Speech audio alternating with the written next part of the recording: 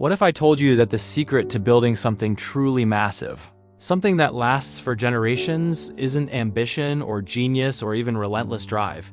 What if the secret ingredient was humility? We're taught to be bold, to project confidence, to be the loudest voice in the room.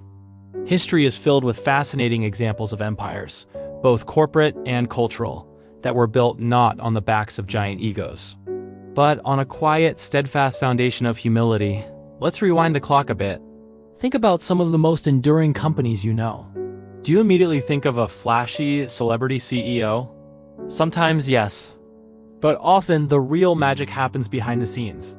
There's this book titled Good to Great. In this book, the author Jim Collins studied companies that made the leap from being just okay to becoming industry titans that sustained their success for decades. What he found was shocking. The leaders of these breakout companies weren't the charismatic, larger-than-life figures we see on magazine covers. Instead, they were what he called Level 5 leaders. These were people who blended extreme personal humility with intense professional will.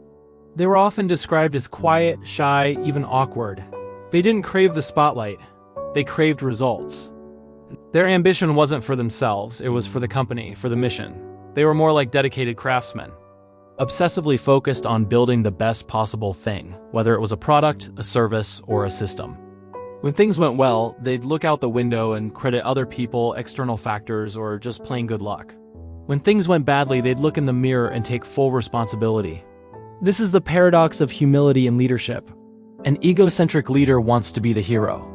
They make every success about them and every failure about someone else.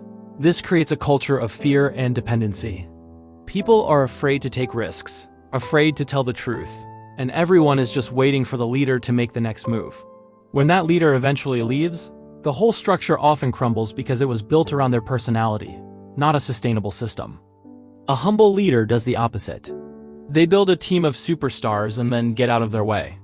They create a culture where the best ideas win, no matter where they come from. They're constantly asking questions, listening, and learning.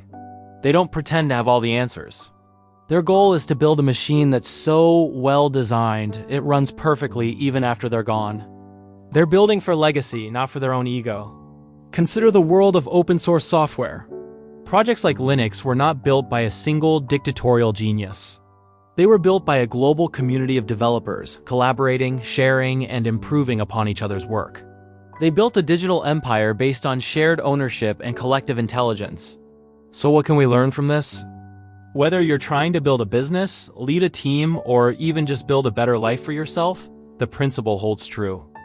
True strength isn't about puffing out your chest and pretending you're invincible. It's about having the quiet confidence to admit what you don't know.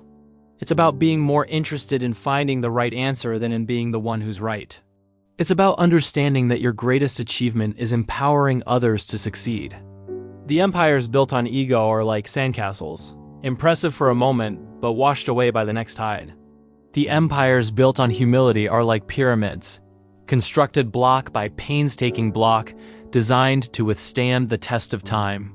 It's a powerful shift in perspective, and it might just be the key to building something that truly matters.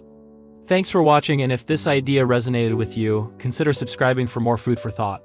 See you next time. The surge begins within, carry it forward.